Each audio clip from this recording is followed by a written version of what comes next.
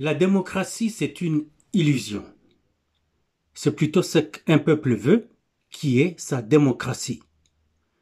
Et quand un peuple a choisi sa gouvernance, personne d'autre n'a le droit de venir le décrier. Nous avons suivi tous le discours du président Tshisekedi. Il s'est adressé à la nation. Après que la ville de Goma ait été en grande partie entre les mains des troupes étrangères qui ont envahi notre sol national, notre patrie. Ça crève le cœur, ça fait très mal de voir un homme qui est animé de toute la bonne foi du monde, un homme qui a un idéal si glorieux de son pays et de son peuple, mais qui est en difficulté énorme. Les fautes, on peut les trouver partout. Je vais d'abord trouver quelques fautes dans notre président, avant d'aller ailleurs. Permettez-moi de le faire. Je le soutiens, parce qu'il est mon président. Il est le président de tous les Congolais. Et parce que les Congolais l'ont plébiscité à ce poste-là, pour lui demander de faire le travail pour eux. Alors, je n'ai aucun autre choix, car c'est lui notre dernier rempart. Vous voyez vous-même, sous les yeux du monde entier, que nous sommes seuls, alors absolument seuls, et nous ne pouvons compter que sur nous-mêmes. Et là encore, quels nous-mêmes? Nous avons en nous, parmi nous, des compatriotes de si mauvaise qualité. Et non seulement ça, cette qualité, elle est si mauvaise que même offerte gratuitement, personne ne la prendrait. Vous vous rendez compte? Tout ce que nous, on croyait que le pays avait comme armement n'existe presque pas. On a menti au président que les armes étaient achetées parce que les fonds, les argents sortent pour aller acheter ces armes.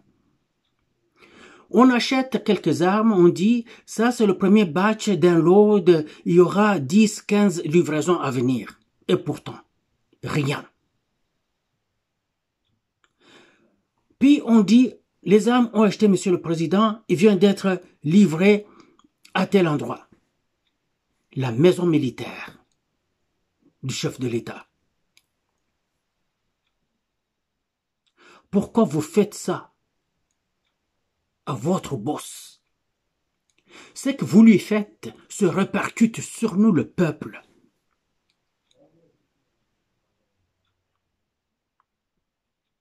La guerre, pour ceux qui ont déjà porté l'uniforme, ils savent que la guerre, c'est war is a deception. La guerre, c'est une tromperie. Dans quel sens? Il ne faut pas que l'ennemi sache vos vraies forces. Il faut qu'il pense que vous êtes fort quand vous êtes vraiment pas fort. Et qu'il vous prenne pour faible quand vous êtes vraiment fort. C'est ça la guerre. La gueule, c'est le seul jeu où, quand on s'y engage, les chances de retour sont presque nulles. D'ailleurs, les chances sont zéro. Et quand on revient, on est chanceux d'être là.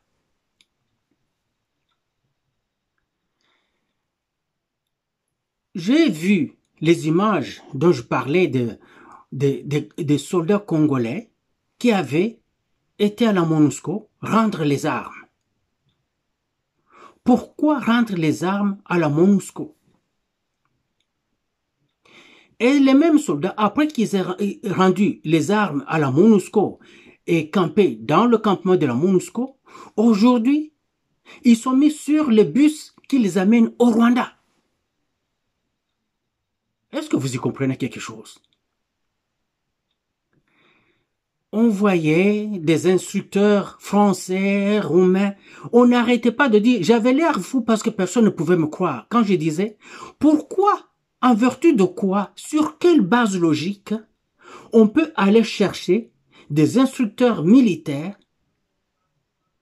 des pays qui supportent, arment, soutiennent notre ennemi et surtout ouvertement.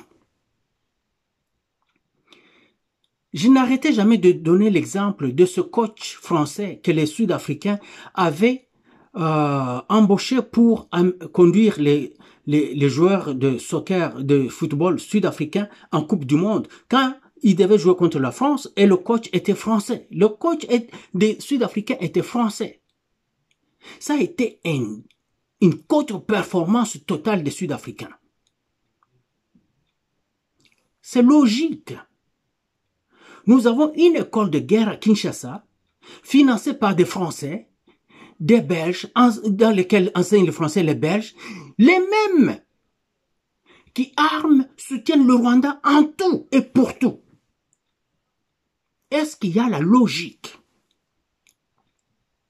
Je n'ai jamais arrêté de fustiger notre premier ministre, et avant lui les autres, notre ministre des Affaires étrangères, avant elle et les autres, qui sont toujours dans les ambassades, dans les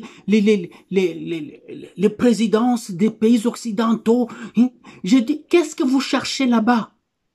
Qu'est-ce que vous y allez? Vous allez faire quoi? Ça fait 30 ans que ces gens-là nous écrasent, nous tuent. 30 ans qu'ils soutiennent le Rwanda, qu'ils couvrent le Rwanda, qu'ils le protègent par tous les moyens, sur tout point de vue. Le Rwanda est soutenu par un budget de quoi? D'où lui viennent les revenus? Deux sources.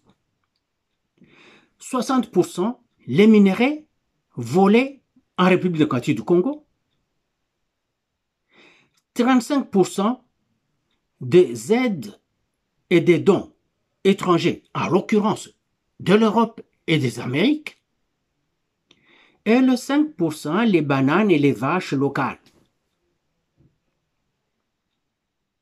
Mais nous, on est dans leurs ambassades. J'ai même fustigé les armes qu'on achetait pour nos commandos, les armes de type de l'OTAN. Le fusil C8, c'est comme ça que nous appelons ça ici au Canada. Ce sont des armes à problème qui s'enrayent à tout bout de champ. Vous savez, une recrue qui doit passer plus de temps à apprendre les mesures de remédiation aux enrayages des armes qu'il doit utiliser au combat. Vous voyez, pourquoi acheter des armes comme ça?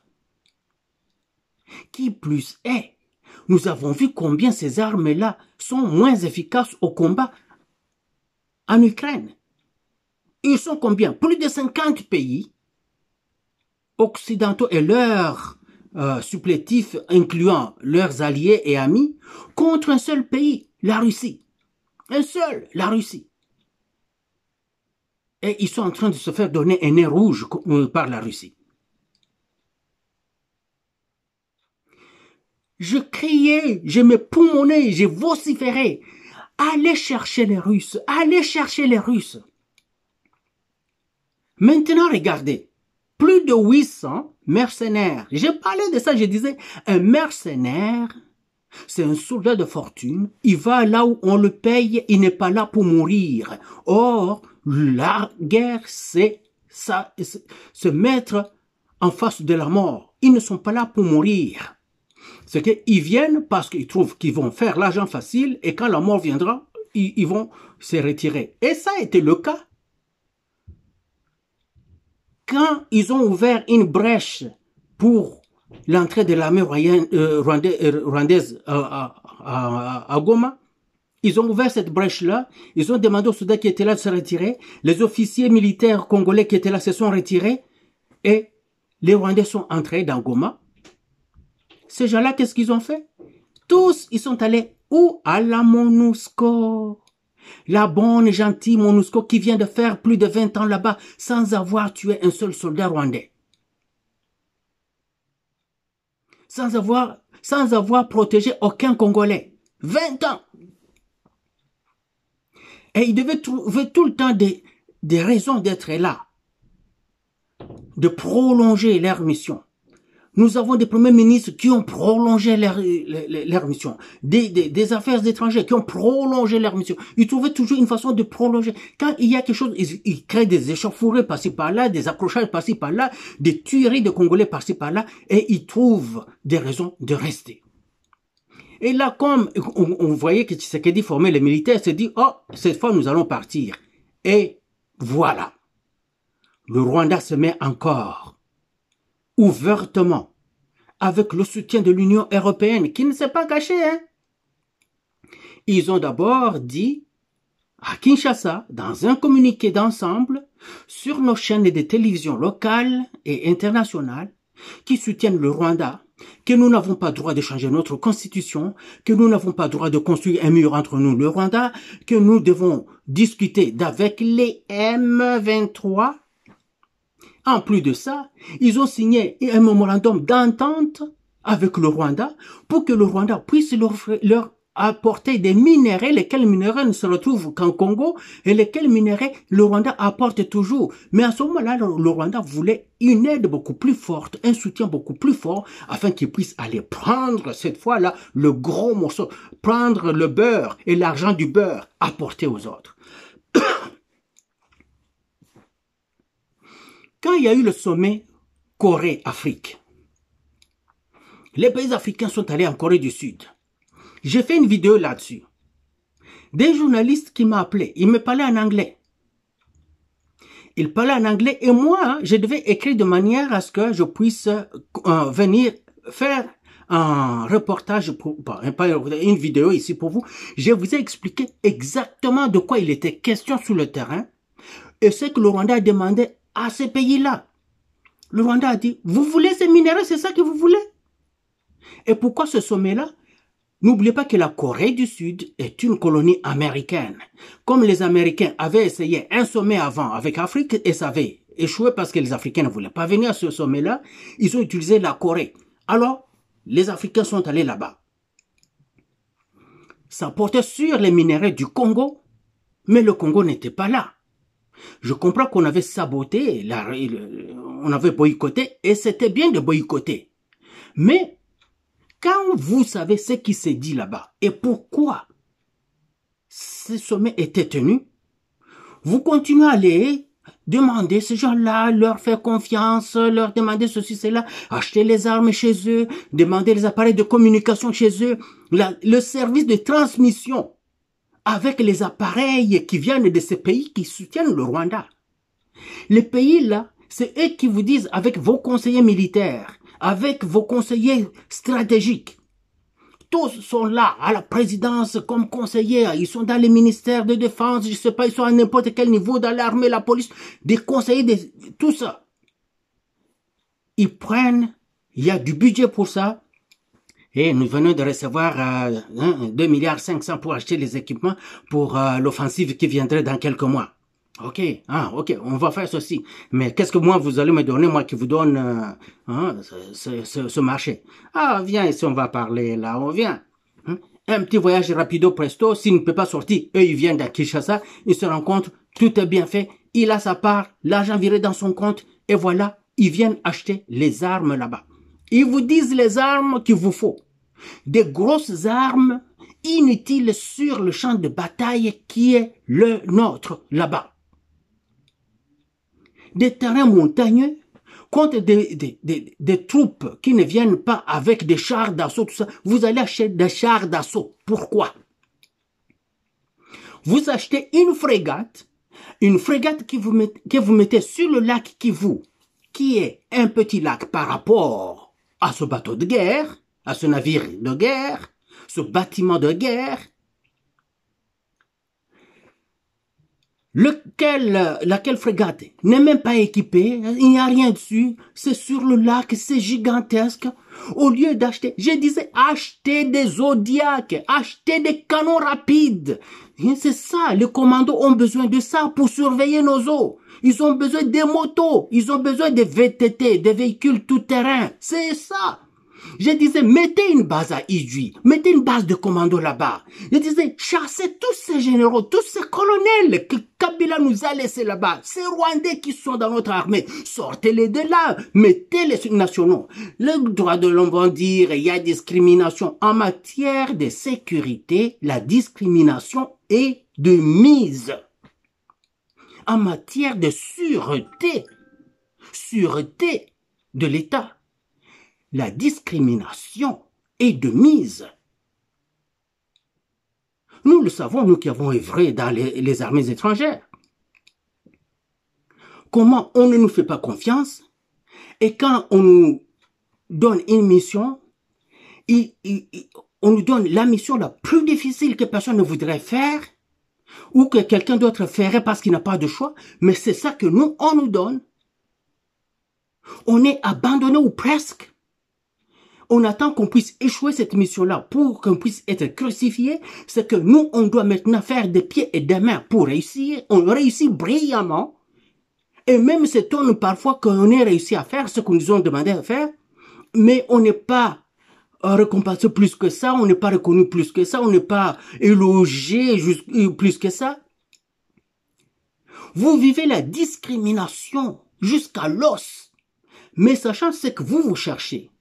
Vous cherchez à faire cette profession-là et surtout montrer au pays qui vous a accueilli qu'il peut être fier de vous car vous êtes un fils digne du pays qui vous a accepté.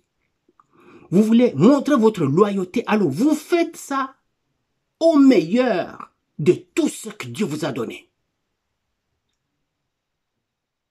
Ce n'est pas le cas des Rwandais qui ont été dans l'armée congolaise.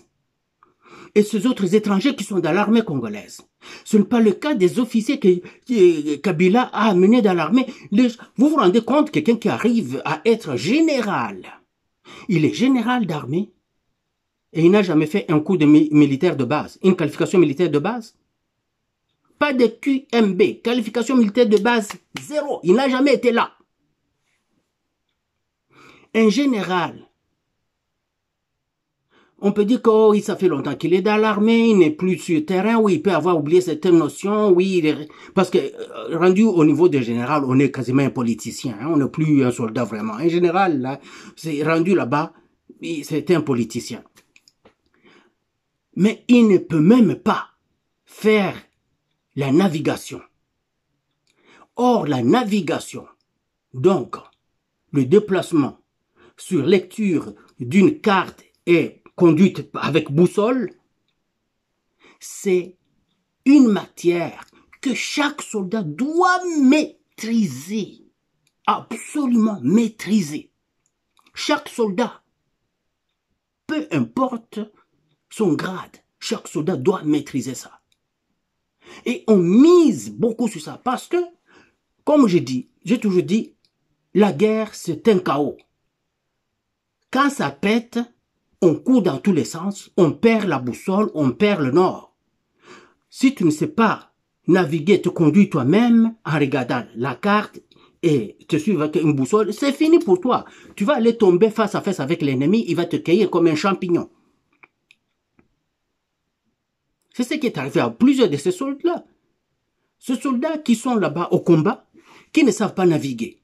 Leurs officiers qui pourraient les aider à naviguer, ils ne sont plus là. Ils sont tous partis. Alors, ils commencent à aller à l'aveuglette parce qu'ils ne savent pas comment eux-mêmes se déplacer. Mouvement zéro. Il va tout droit dans les mains des Rwandais. Et quand ils se retrouvent là,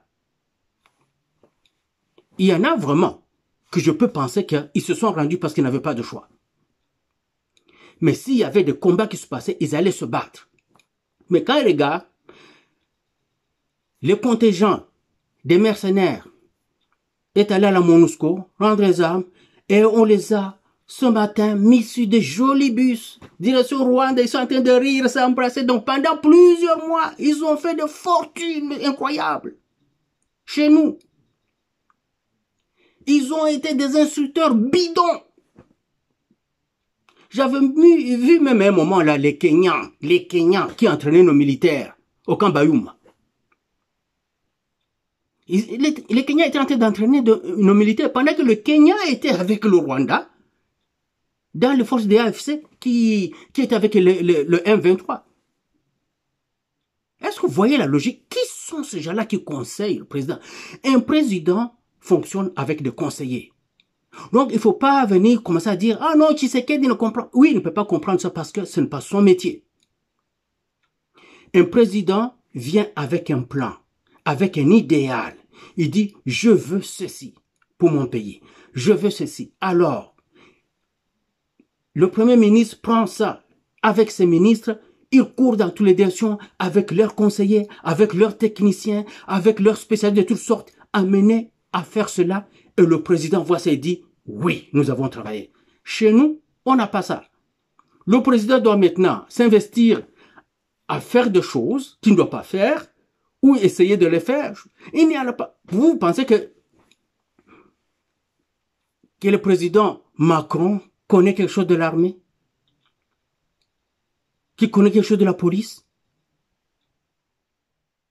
C'était un caissier chez les Rothschild. Il connaît rien, on le met là-bas, il y a une structure, des gens qui savent ce qu'ils font et qui travaillent selon l'idéal qu'il apporte. C'est tout, s'arrête là. Au lieu d'acheter des drones, des FPV, il n'y en a pas. Nos soldats sont là, les Rwandais les voient et ils ne voient pas le Rwandais. Et quand ils voient le Rwandais les ont déjà localisés plusieurs fois et les Rwandais sont en train de les diriger. Des officiers qui passent ils ont hâte à vendredi après-midi. Ils quittent vite le bureau pour aller à Kigali. Oh, dans les beaux hôtels. Oh, au bord de l'eau. Oh, là où ça coule. Ils sont bien. Vous vous rendez compte que quand ils vont au Rwanda, tout est aux frais du gouvernement rwandais. Et ils sont là-bas, au Congo, dans l'armée, dans l'ANR, dans le DEMIAP, dans la police, dans l'administration. Mais tous, ils ont hâte d'aller à Goma. Tous, ils quittent Kinshasa. Goma. Vous pensez qu'ils vont à Goma? Oh. Gisenyi, Urulu. Ils passent par Bukavu, Kigali. Tous là-bas. Alors, quand on voit quelqu'un de l'Est, du Kivu, comme moi, et de surcroît, d'Idjui, je viens de l'île Idjui, en train de soutenir les actions du président Tshisekedi, les autres là me disent, mais tu es fou, tu es seul dans ça, tu es seul à soutenir cet homme-là. Je dis non, je ne suis pas seul. Il y a 5 millions au Congo et qui l'ont voté.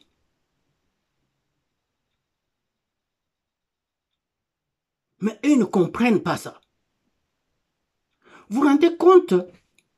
Vous êtes en train de parler avec quelqu'un et vous entendez d'une personne insoupçonnée du tout des paroles comme quoi Goma doit impérativement tomber. Je dis quoi? Mais toi, tu es de père et de mère congolais sans hésitation parce que je te connais. Je connais tes pères et mères. Je connais tes sœurs et frères. Et tu me dis ça? Donc, là, on voit le niveau de corruption morale. Le Rwanda, donc le supporter du Rwanda ou les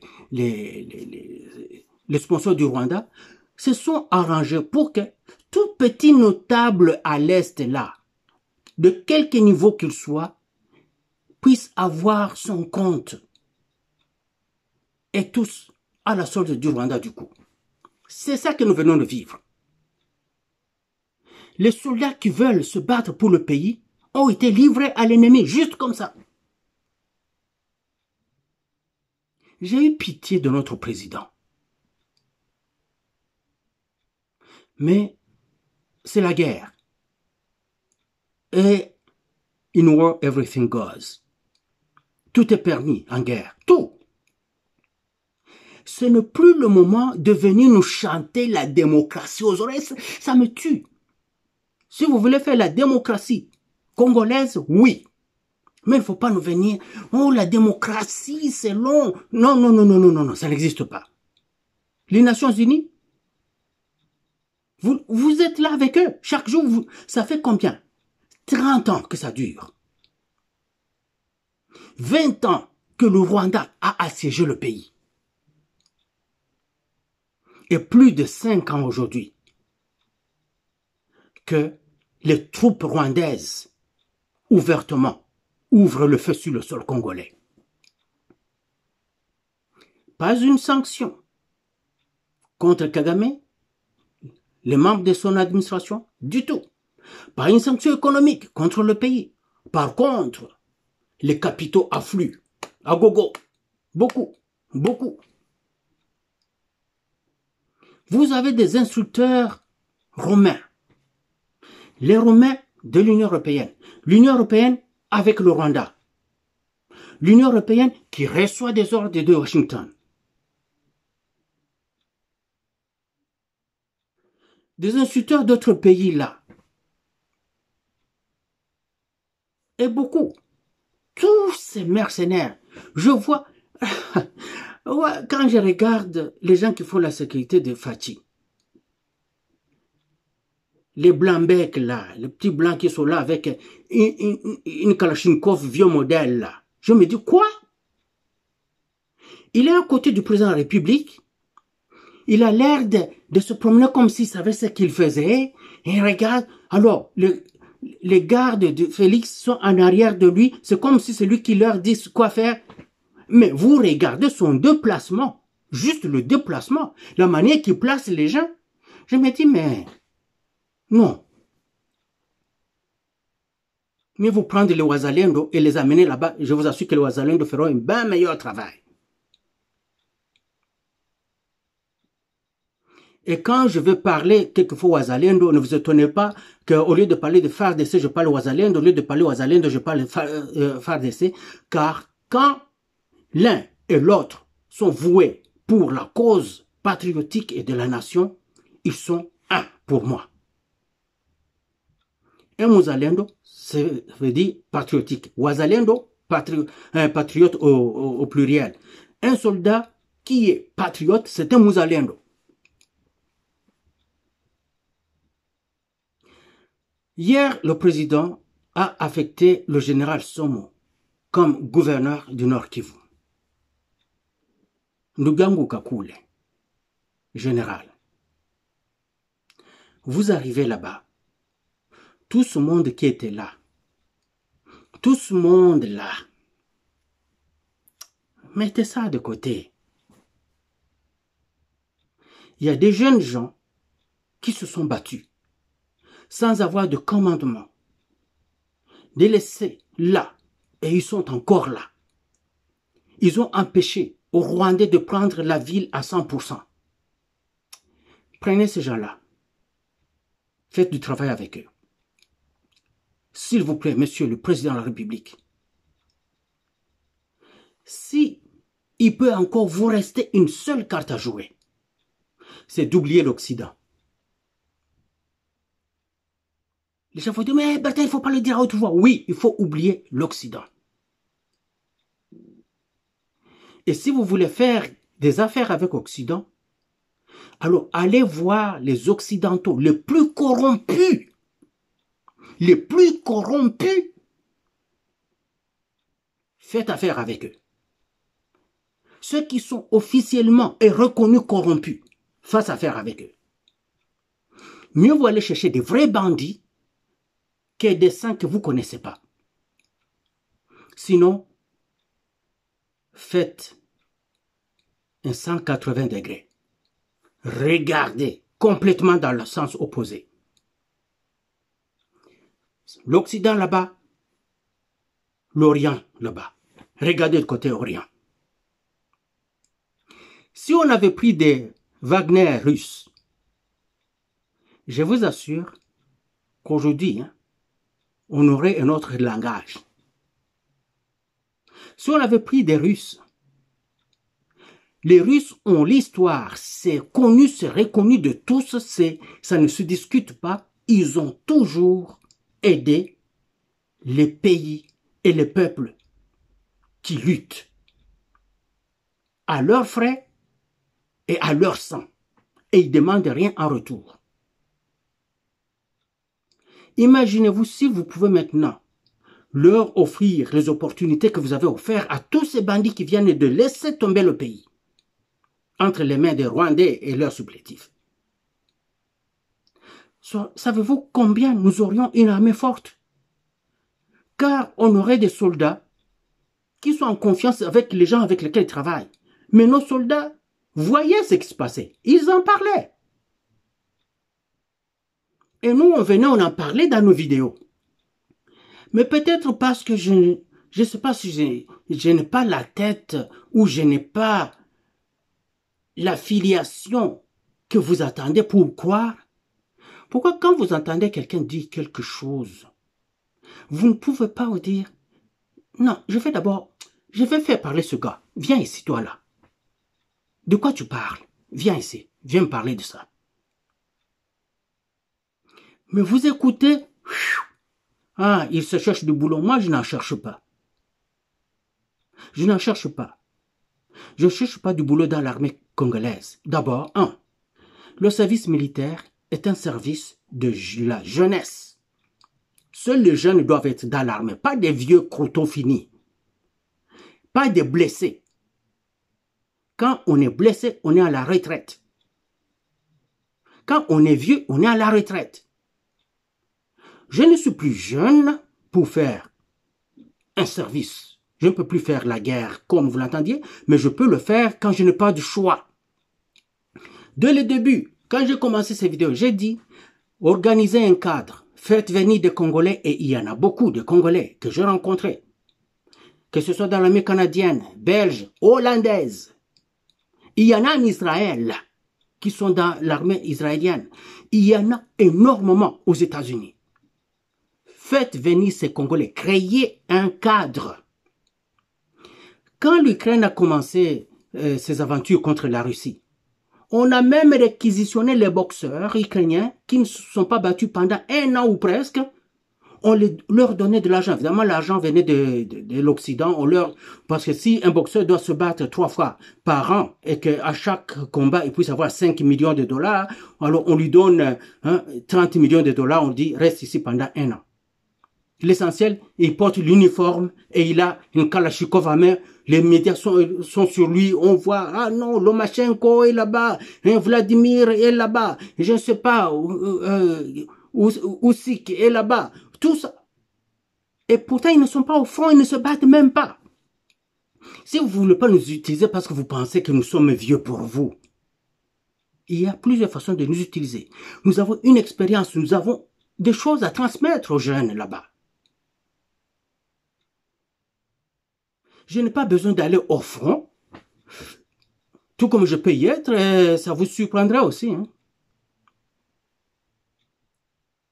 Vous allez dire non, oui, tu es blessé de guerre. Oui, je suis blessé de guerre, mais quand on est blessé au combat, qu'est-ce qu'on fait? Est-ce qu'on se bat pas? On se bat pareil. Le principe, c'est qu'un soldat qui n'est pas mort est un soldat apte au combat. C'est tout. Il n'est pas mort, il se bat. Il a une jambe en moins, il continue à se battre jusqu'à ce qu'il rende l'âme. Alors, si je n'ai pas encore rendu l'âme, donc je peux encore me battre. Et il y en a tellement de Congolais de toutes les spécialités dont vous avez besoin. Mais comme vous êtes entouré de gens corrompus qui ont peur pour leur poste, ils ont peur pour leur grade, je ne sais pas ou quoi, parce que vous imaginez un général qui ne sait même pas faire la navigation, j'arrive là, je lui dis, mais général, ça va pas ton affaire. Il se sent menacé. Oui, tout ce qu'il va chercher, c'est de me tuer. Alors, vous leur donnez une bonne formation. Payez des soldats. Payez des soldats. Imaginez-vous tous ces sous que vous avez perdus avec ces foutus mercenaires qui viennent de faire tomber le pays. Et ces soldats qui étaient dans les rangs des FARDC, et pourtant c'était des soldats à l'assaut du Rwanda. Vous avez vu comment ils sont partis tout bonnement à la MONUSCO. Et la MONUSCO dans le coup. Yes, dans le coup. Le président se dit, En ces instants critiques pour notre nation, je m'adresse à vous avec la gravité et la solennité qu'impose la situation. Avec la gravité et la solennité. Donc, il vous dit, l'heure est grave. Mon peuple, l'heure est grave. Oui, il est grave parce que l'ennemi a pris une ville moteur du pays.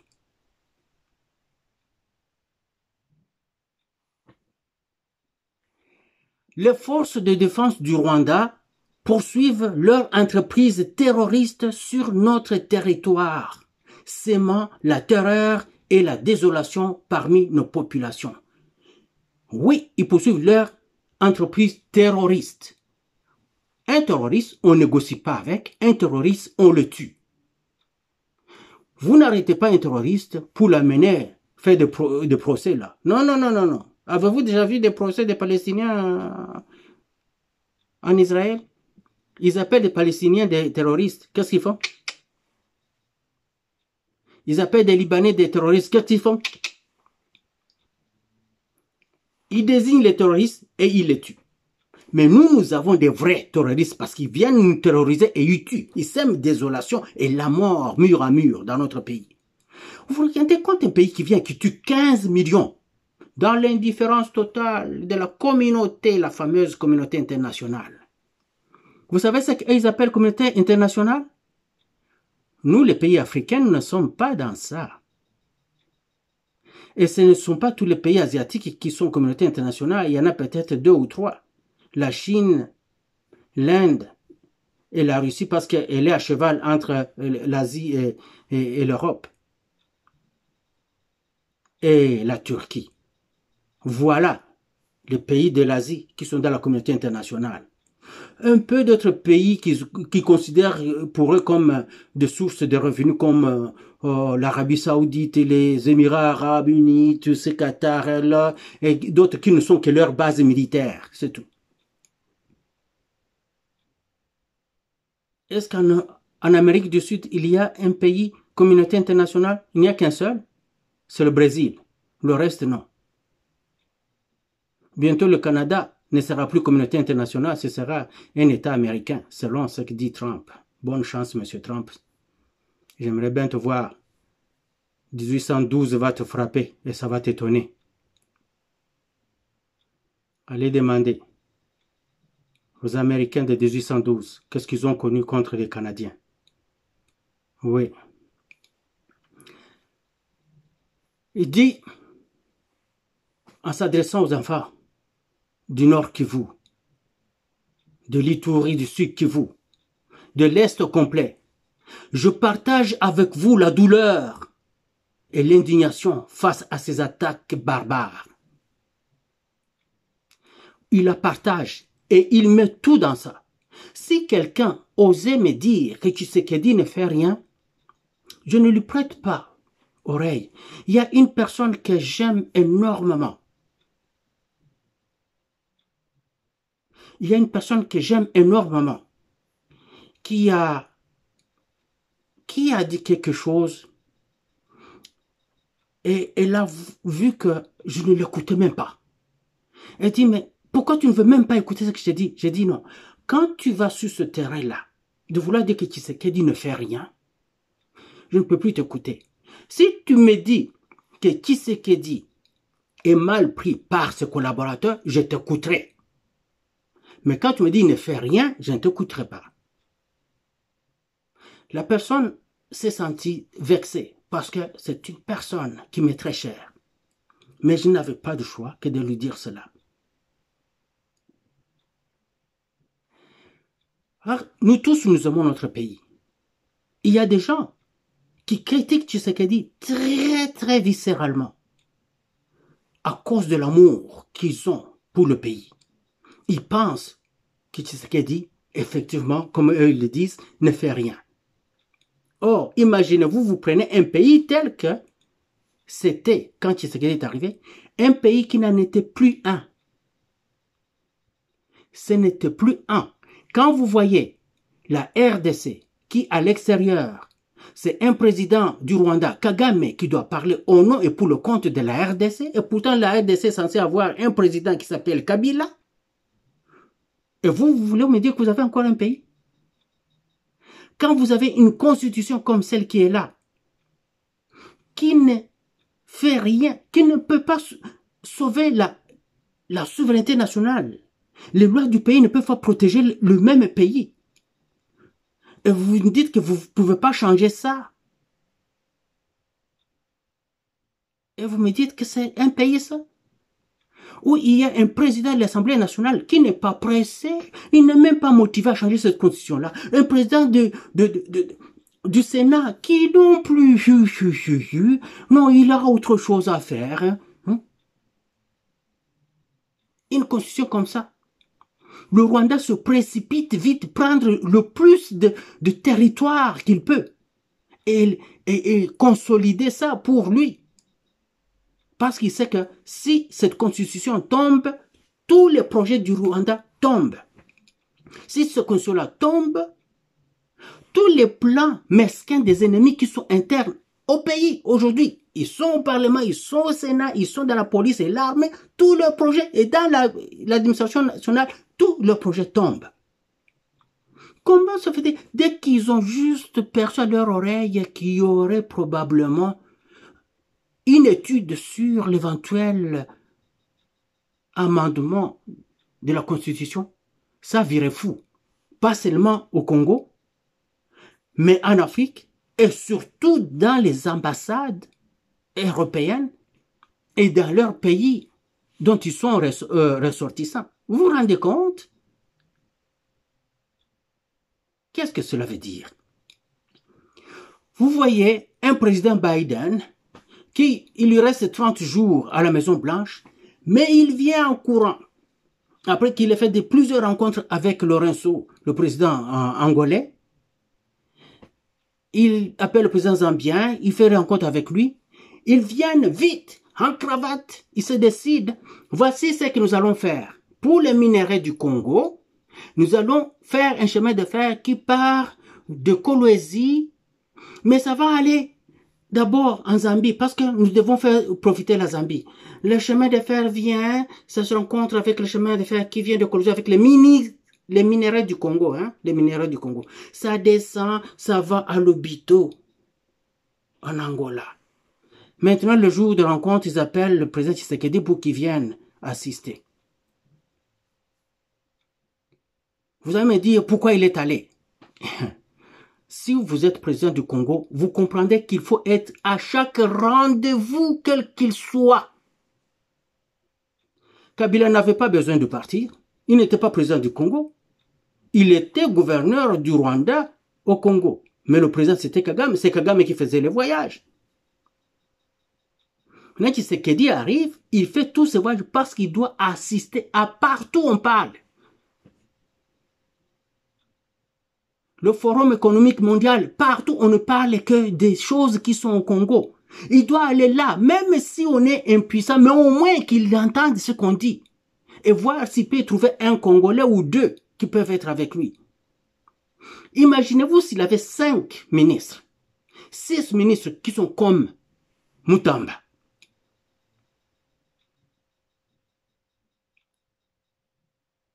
Imaginez-vous si le ministre de la Communication était comme serait Mende à cette place-là. Ah, Mende, ce qu'on te mette là, papa. Fachi, Longola Mouyaya, ce sont des temps durs. Ce sont des temps durs.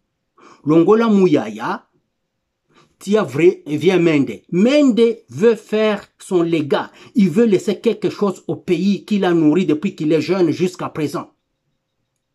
Donne-lui les communications en ces temps de guerre, en ce temps où le pays est presque sur le bord de la falaise. On a besoin d'un ministre de communication comme Lambert Mende. Mettez Lambert Mende, s'il vous plaît. Si quelqu'un peut dire ça à Fachi.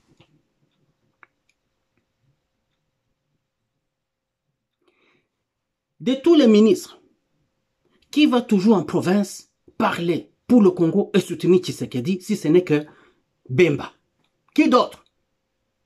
Qui d'autre vous entendez aller partout, se battre pour le pays, côte à côte avec Tshisekedi, si ce n'est que Bemba? Avez-vous déjà entendu quelqu'un d'autre au Congo critiquer les coups des ennemis qui sont au Congo, comme les Katumbi, les Mukwege, les Ambongo? Avez-vous déjà entendu? Si ce n'est que Bemba. Vous allez me dire, ah, il veut se venger parce que c'est sous ces gens-là qu'il avait été incarcéré 10 ans. Tant mieux qu'il se venge, pourvu qu'il se tienne, Tshisekedi, afin que le pays avance. Qu'il se venge.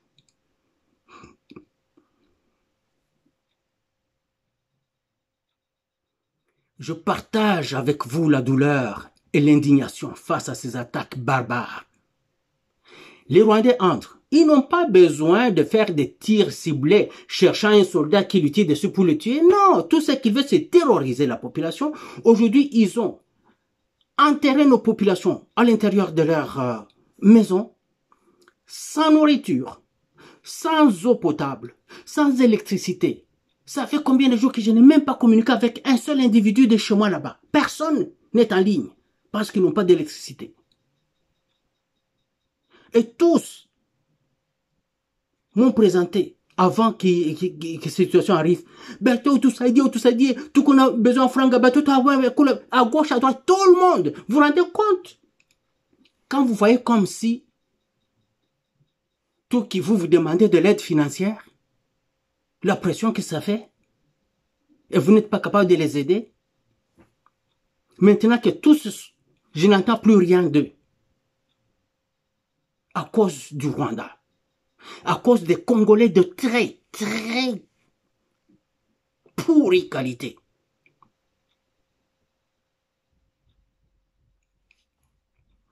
Comment Tshisekedi va laisser que une organisation comme l'ONG Denise Nyakero Fondation être infiltrée par le Rwanda, introduire des donateurs qui apportent des fonds dont vous ne voyez même pas d'où ça vient. Ils n'ont rien vendu, ce ne sont pas de commerçants, mais qui vous apportent des fonds incroyables. Vous ne voyez pas ce qu'ils vendent sur le terrain, mais ils vous apportent des fonds. Oui, je comprends, vous voulez aider les enfants, mais quand vous voyez quelqu'un vous apporter 100 000 $ donnés à la fondation, il ne vend rien, vous ne voyez rien. Vous vous demandez pas d'où ça vient cet argent? Et qui plus est, il vient du Kivu.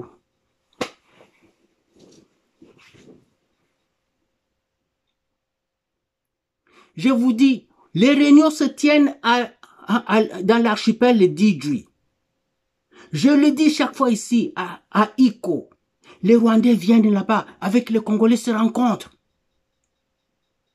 Je n'ai même jamais entendu une seule personne me dire, de quoi tu parles là? Est-ce que tu peux... Je vais t'envoyer un numéro. Parle à tel. Non! Parce que vous pensez que si j'entre en contact avec Tshisekedi, j'aurai la place là-bas. La place de quelqu'un que vous aimez. Ou c'est votre place que j'aurai. Et si je l'avais, je le prendrais. Je ferais un bien meilleur travail sans même démanger dessous. Ça vous étonnerait. Vous direz, ah, poyo, moni là, arrêtez, ce qu'on moni ango kim. Vous savez, si j'avais la main longue là, on me les aurait déjà coupées ici au Canada. C'est quand on a des cartes de crédit de la défense nationale, on doit passer des commandes avec des cartes de crédit de la défense nationale. On choisit qui seront les fournisseurs, la qualité, la meilleure qualité à bon prix. Beaucoup de gens jouent avec ça et c'est... Alors quand ils donnent ça à un négro qui vient d'Afrique, ils disent, lui on doit le tenir en l'un et l'autre. Puis il regarde, il check, tout est OK. Il check, tout est OK. C'est dit ça. Ça existe en Afrique, ça? Et tout d'un coup, on voit les gens qui ne voulaient pas te parler commencent à te parler. Les gens qui ne voulaient pas t'approcher commencent à t'approcher. Alors ils veulent pousser plus loin pour savoir s'il y a des choses qu'eux ne voient pas que tu fais. Ils poussent loin, ils voient que tu es aussi transparent plus qu'un verre là et ils voient rien. Moi, ce que je veux, que ce Congo-là puisse prospérer afin que mes enfants, qui sont encore jeunes, ils sont aussi jeunes que je l'étais quand j'ai quitté notre pays. Parce que je n'avais rien. Le pays ne me donnait rien. Le pays était en train de me couler. Je voudrais qu'ils puissent prendre leurs amis. Allons au Congo, je vais aller vous montrer d'où vient mon père. Mon père dit qu'il vient de l'île Idjouy, c'est là. Allons là-bas, allons voir. Ils viennent, ils sont en sécurité. Ils arrivent chez moi, ils trouvent que c'est pauvre, mais ils sont bien. Ils vont cueillir la mangue et la dévorer. Ils prennent la banane et la mangent, toute sortie des champs. Ils creusent le manioc eux-mêmes et ils mangent ça. Ils dévorent, ils pêchent le poisson dans le lac. C'est ça que je veux, c'est tout. Rien. C'est pour ça que je me bats comme ça. Alors, si je peux me battre comme ça pour mes enfants, par ricochet, je me bats pour les enfants des autres, je me bats pour tous les Congolais. Le président Tshisekedi dit, il nous demande chaque Congolais. Et vous n'avez jamais déçu là-bas, par exemple. On voit que les Congolais de mauvaise qualité que nous avons sont ceux-là qui ont des petites portions de pouvoir. Les autres qui sont en bas là-bas, quand ils commettent des petits vols et des petits crimes, là, c'est parce qu'ils doivent survivre, mais ils feraient mieux. Et nos ennemis veulent garder le pays dans cet état-là. C'est la guerre de qui va être le chef de l'Afrique centrale, qui est là. Quant à faire, on veut rendre le Rwanda plus puissant. Et pour cause. J'avais reçu en visite ici chez moi 2 professeurs d'université il n'y a pas longtemps. Ils étaient ici pendant la période des fêtes. Non, juste avant les fêtes. Ils étaient ici.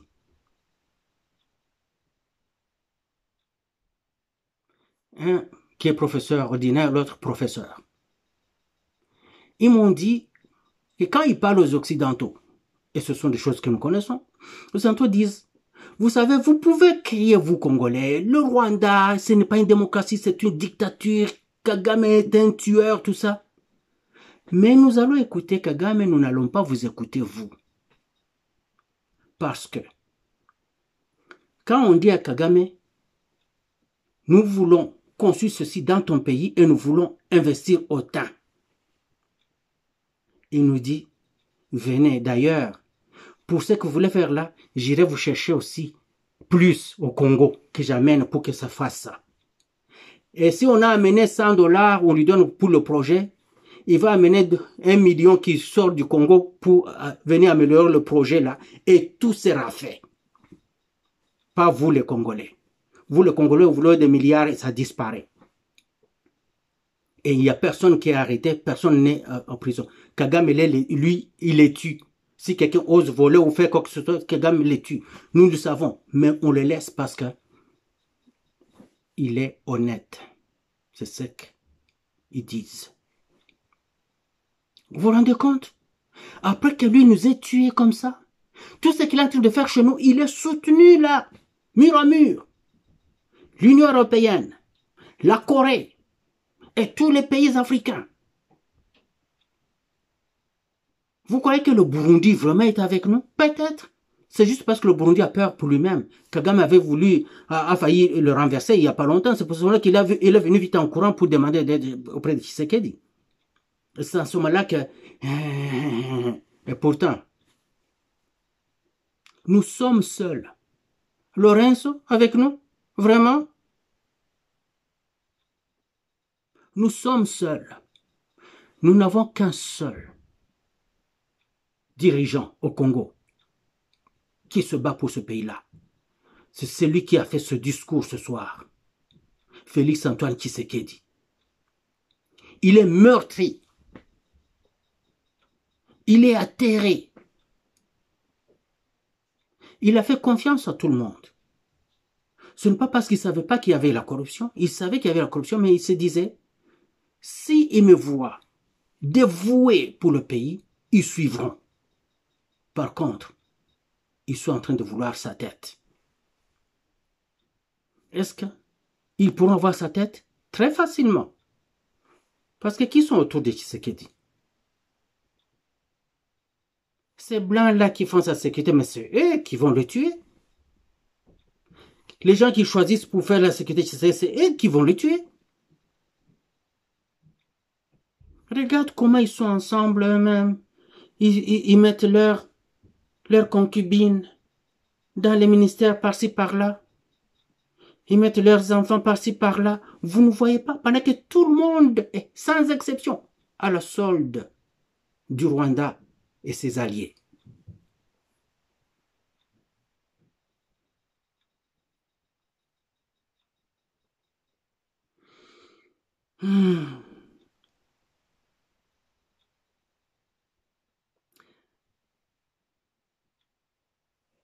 Vous savez, notre pays a des problèmes.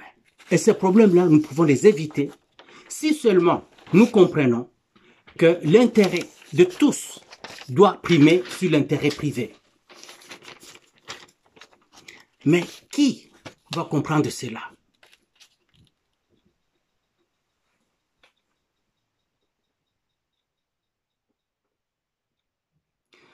À vous, habitants de Goma, Tshisekedi a parlé directement à ces gens-là qui sont en train de subir la douleur, la peine dans leur chair. À vous, habitants de Goma et des environs, Iji, Walikale, Katale, Kale, Massissi, Minova, partout là-bas, Butembo, je ressens profondément votre douleur, qui est aussi la mienne. Il l'a dit, il le ressent, pour de vrai.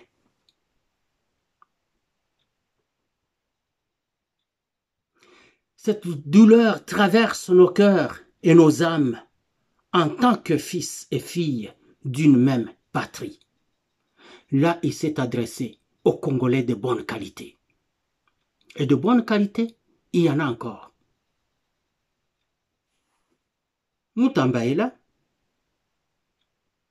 Sur base de ce que je vois jusque-là, c'est un Congolais de bonne qualité. Madame Kayukwamba, elle est en train de se battre et je vois comment elle se bat.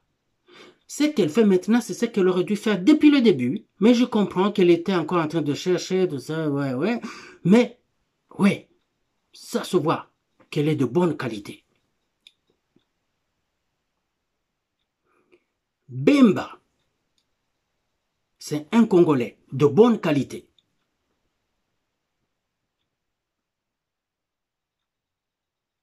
Où sont les autres? Il y en a beaucoup certainement. Tshisekedi s'est adressé à eux aujourd'hui. J'en parle avec beaucoup d'émotion. Quand il advient de parler de l'armée, du soldat, je me mets à sa place, je ressens le tout, je me vois moi dans certaines conditions. J'ai des images, j'ai des sons, des odeurs. Et je me mets à leur place.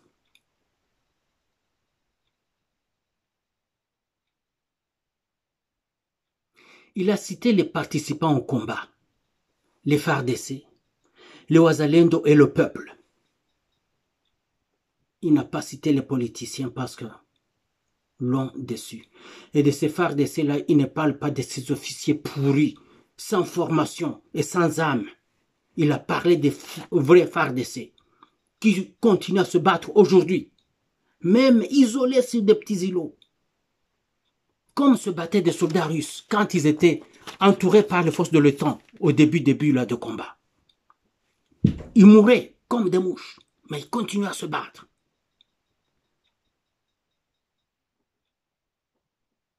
La Russie a battu en retraite toute l'année 2022 et une partie de 2023. Et ici, on disait, oh, ce sont des soldats de pacotille, qui ne connaissent rien. On disait des choses. Mais est-ce qu'on dit encore la même chose aujourd'hui? Ils ont lancé l'offensive sur la ville de Koursk, en Russie. Ils ont pris Koursk. Ils étaient contents. Ils continuent à garder Koursk. Mais à quel prix? Ils sont canardés par les Russes. Et quand ça va finir, ils vont se regarder, ils vont s'en vouloir les uns les autres. Kagame que vous voyez aujourd'hui, il joue sa dernière carte. Il lui reste pas grand-chose. Tous ces soldats, il les a déversés sur Goma. Si nous avions des généraux qui pouvaient seulement y penser un peu, se dire, comment se fait-il que quand on s'est battu pour le pousser loin de Kanyabayonga, pendant 1 mois, on ne faisait que les repousser et on les tuait. Quand ils ont vu qu'il ne restait pas grand-chose, il a demandé du renfort de ses pays amis qui sont venus. 4000. Et nos soldats ont battu en retraite. Ils étaient en train de se faire canarder par nos FARDC tout autour de Goma, ça qui est là-bas. Qu'est-ce qu'ils ont fait? Ils sont venus plus de 10 000. Ça vient d'où? Il n'en a pas. Il n'en a plus. Ça vient des pays amis, recrutés aussi par l'Union européenne. En Somalie, en Soudan, en Érythrée, en Éthiopie, dans tous ces pays-là, l'Ouganda, le Kenya, tout ça. Oui. Nous avons perdu cette bataille. Il y en a plein d'autres à venir.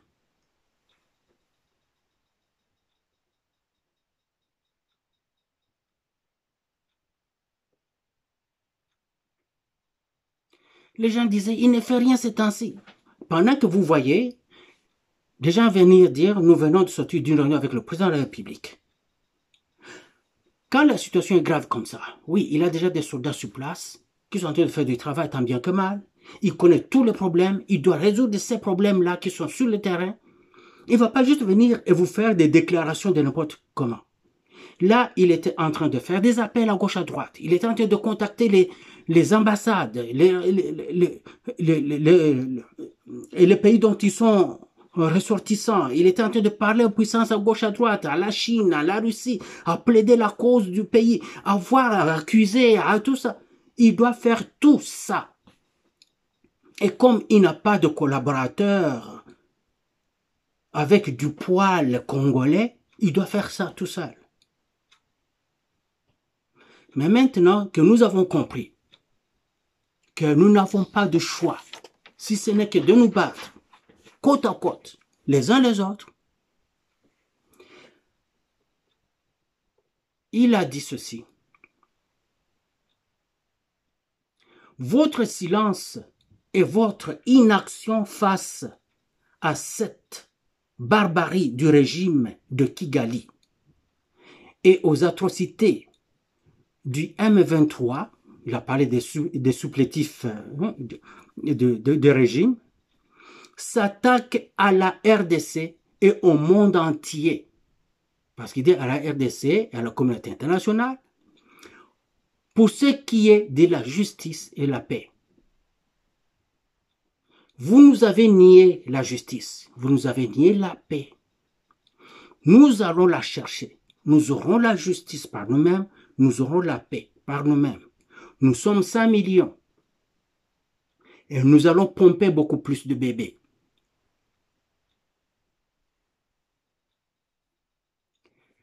Votre silence et votre inaction face à la barbarie du régime de Kigali et aux atrocités du M23. Il a dit, le peuple congolais prend acte de cette passivité qui frôle la complicité.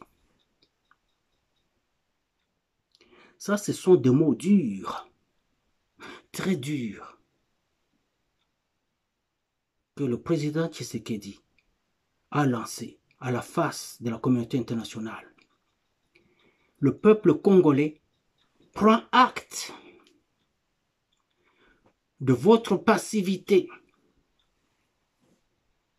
et ça frôle la complicité.